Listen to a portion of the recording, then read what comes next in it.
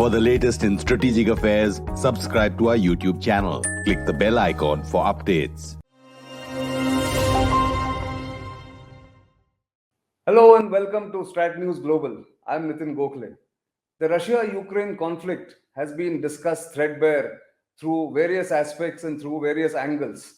But the fallout of this conflict and the likely outcome of this conflict on the Indo-Pacific and the US-China relationship and the US-Russia relationship has perhaps not been discussed in as many details as we would like to do. And that's the topic of today's discussion on StratNews Global. And joining me in this special discussion is former Foreign Secretary Vijay Gokhale, joining me from Pune, a China specialist, as all of you know, and someone who watches geopolitics very closely and watches China much more closely than any other country. Welcome to this program, Vijay. And first up, let me ask you, what do you think and where do you think the Ukraine situation is going right now? Yeah, thank you, Nitin. Thanks for having me on the show. I think the way in which the situation has developed in the war in Ukraine has surprised all the parties. Needless to say, Russia perhaps expected a quick victory, which hasn't happened. I think the Europeans and possibly even the Americans have been surprised at the strength of the Ukrainian resistance, symbolized in the person of President Zelensky. And I think the Chinese have been caught unawares by the breadth of the sanctions and the scope of the sanctions and the speed at which the sanctions have been imposed by the West. So I think that all the parties, whether directly involved in the Ukraine conflict or those who are watching it from the outside, are evaluating the implications of the war in Ukraine for their respective foreign policies and national security interests. Right. In fact, if the Russians had expected a clean sweep much earlier, we are, I think, already in the 16th or 17th day of the war, and they still haven't been able to claim clear victory. But that apart, you mentioned very interestingly that the Chinese were surprised by the Russian move.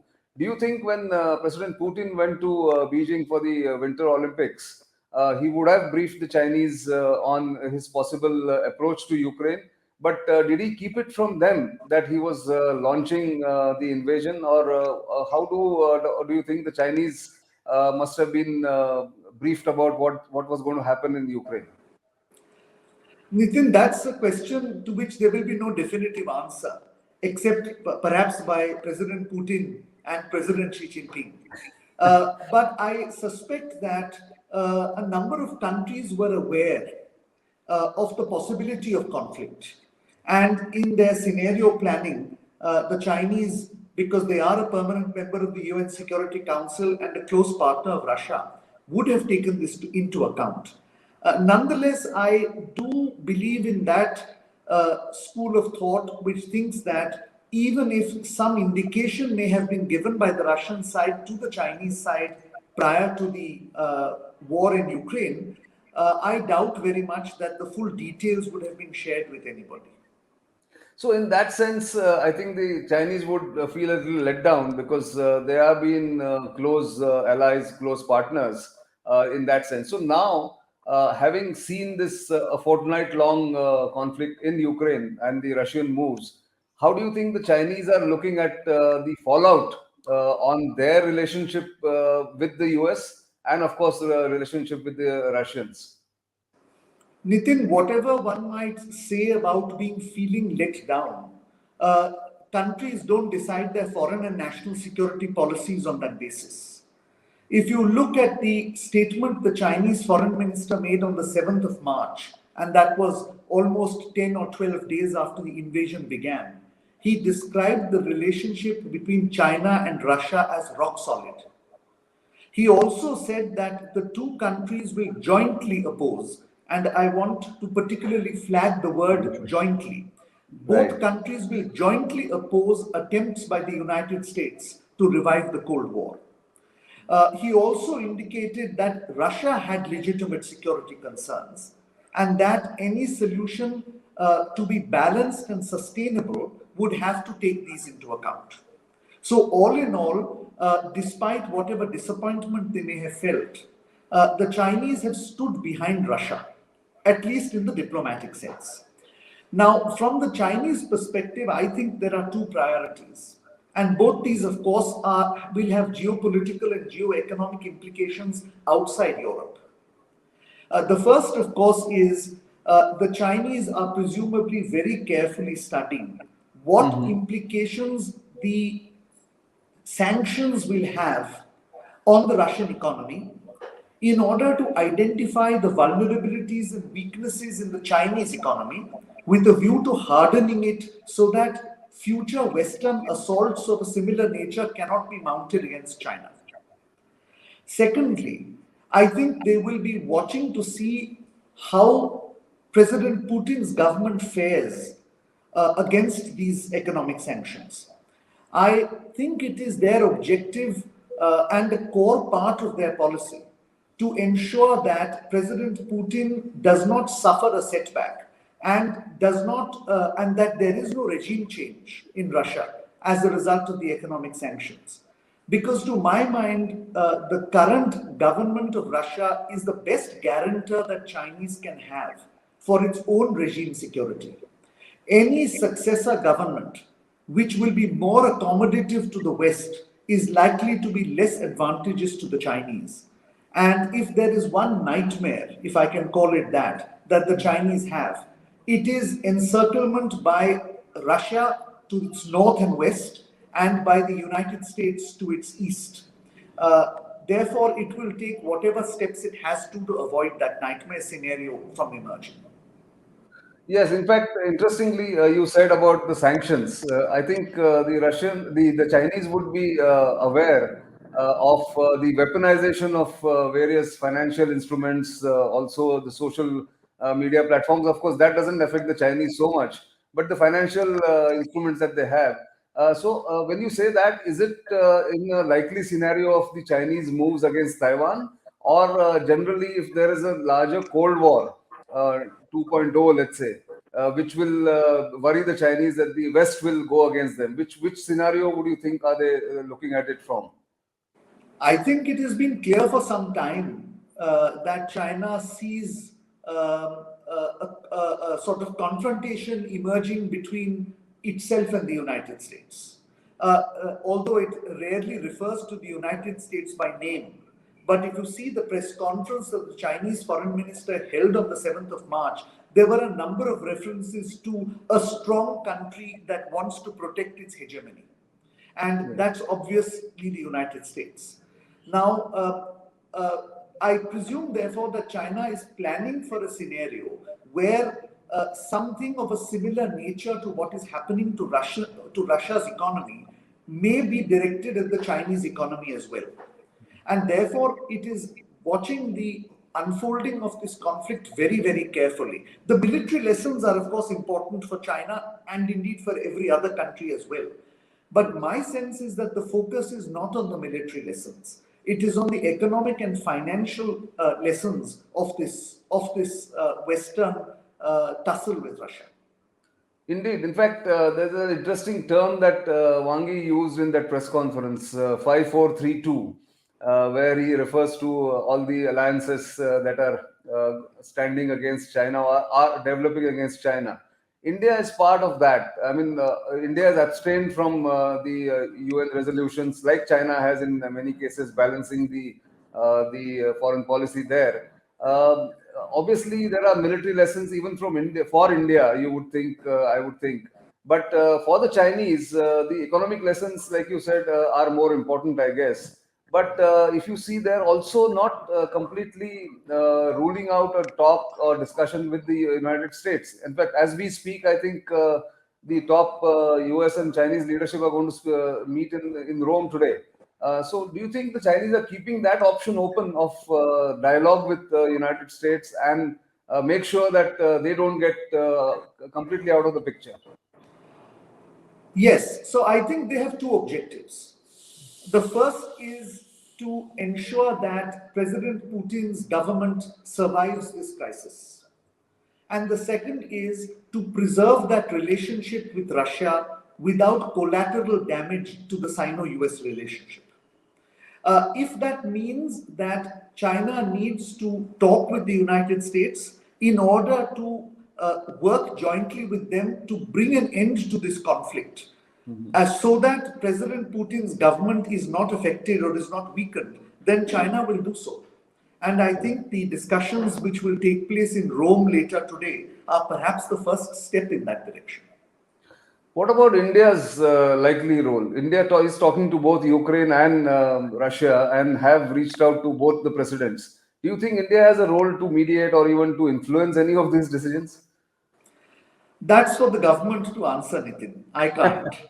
No, I But know, what but I do want to say is yeah, that the conflict in Ukraine has geo-economic and geo-security implications for us that we should not ignore. Why do I right. say that? Because geo-economically, if we assume that one of China's principal objectives coming out of this conflict is to harden its economy from subsequent Western financial and economic assault, then one must presume that there will be a greater and not lesser decoupling in the economic and commercial fields. And decoupling per se for us is not a good development because it limits choices. It then becomes a binary choice where if Yes. we access one set of technologies or financial instruments or equipment, we are immediately closed out of the other set. So this has an implication for us which we need to be aware of. The second, of course, is the geostrategic or geosecurity implication. Uh, Exactly. China is going to ask Russia to support its vision of the Indo-Pacific if it supports Russia's vision of what NATO is doing in Eastern Europe. In other words, China backs Russia against NATO in Eastern Europe, and Russia in turn backs China against what it calls the American version of the Eastern NATO or the Indo-Pacific NATO. Now, this of course means a greater Sino-Russian combine against the idea of the Indo-Pacific. So whereas previously both Russia and China have spoken against the idea, the Russians have never dovetailed this with the Chinese idea. We can now expect that dovetailing and pushback to be coordinated, for them to work together on this. But I would go even further. I would say that we should therefore not only expect a full throttle pushback on the idea of the Indo-Pacific itself, but we should also expect a full throttle pushback on the idea of Quad. Yes. And what is noticeable, Nitin, is that the Chinese foreign minister has equated Quad with AUKUS and the Five Eyes, Yes. completely unmindful of the fact that the Five Eyes and AUKUS are out and out military alliances or security alliances. And Whereas Anglo-Saxon Quad, alliances. yes, whereas Quad by no stretch of imagination is that. Yes. But this conflation of Quad with AUKUS, for instance, is a disturbing development we need to take note of because it complicates the geostrategic situation in our own region. And the choices that India has get limited going forward. With who to align with, or at least the multi-alignment that India has been following for some time, may come under a strain. And going forward, I think India will have to take a call at some places, perhaps, about the equipment that you mentioned, the military platforms, the military technology. As we sort of wind up our discussion, one of the things that I wanted to ask you was also how is Europe looking at all this? I mean, of course, NATO wanted to expand, and NATO has expanded over these last 30 years. What if the ceasefire is now put into effect, or some kind of a compromise that happens? How does Europe look at Russian move and the future Russian moves against Europe? Yeah, and Nitin, before that, I just want to answer the previous question. I think India's foreign policy has been fairly successful in balancing the various interests. And I think we now begin to see the wisdom of the position that the government of India took in the multilateral forums when the conflict with Russia began. In that sense, we have rightfully expressed concern at the war, but we have also said that we have not, in a sense, been critical of Russia, and that relationship continues. So, in a sense, our multi-alignment policy may have come under a bit of pressure, but it is certainly still a very much a multi-aligned foreign policy. So I think that that's an important element. It's good to know that. Yes, in fact, it's working, still working. I mean, it's a work in which is advantageous. It hasn't gone one way. Yeah. Just Now, one way. so far as Europe is concerned, I think what we must be prepared for is a diminution of European interest in the Indo-Pacific, at least in the short term. I have spoken to a number of European scholars as well as people who were formerly in government. All of them have told me that the impact of the Russian invasion of Ukraine has taken them back to the German invasion of Poland. In other words, they see this as a World War II sort of point or inflection point. And therefore, their entire resources, their attention, their policies are all directed towards containing this so that it does not become a larger European war. In these circumstances, we need to ask ourselves how much of an appetite the Europeans will have to deploy not just their strategic or security resources in the Indo-Pacific, but even their economic resources. And secondly, given the skewed imbalance in where their existing resources are, since the vast majority of them are in China, it will also influence the way in which the Europeans deal with China and deal with the rest of the Indo-Pacific. So in a nutshell, I think, at least in the short term, we will have a challenge on our hands so far as trying to get Europeans to pay attention to the Indo-Pacific is concerned. Yes, but I mean, so that means a change in policy, perhaps in the German approach towards Indo-Pacific, or the UK approach, which was recently becoming proactive as far as Indo-Pacific was concerned.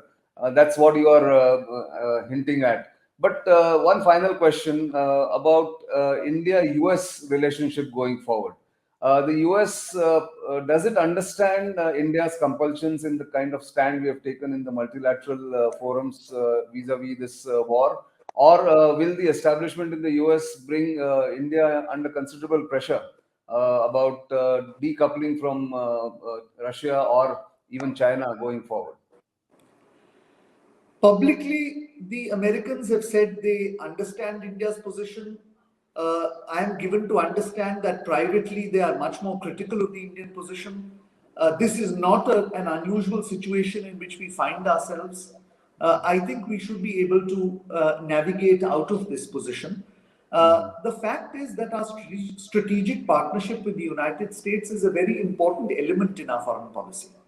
Right. At the same time, there are certain important interests, I would even say core interests, in our relationship with Russia, and the concerns that we have about a dominant China in our region. If we are able to present all these in a balanced fashion, I think that there will be understanding. There may not be joy, but there will be understanding in Washington of our position.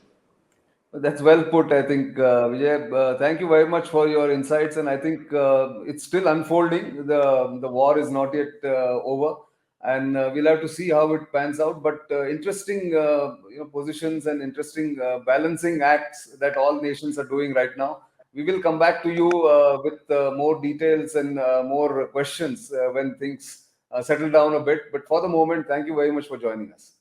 Thank you, Nitin. So viewers, do keep watching StratNews Global. You know where to reach us. You've helped us reach 100,000 subscribers in these last 2 years. We thank you for that. But do tell your friends, family, and colleagues about StratNews Global and ask them to subscribe to us. You will get different perspectives from this channel on various geostrategic and geo-economic issues. as well as Indian interests in the strategic field. For the moment, it's goodbye.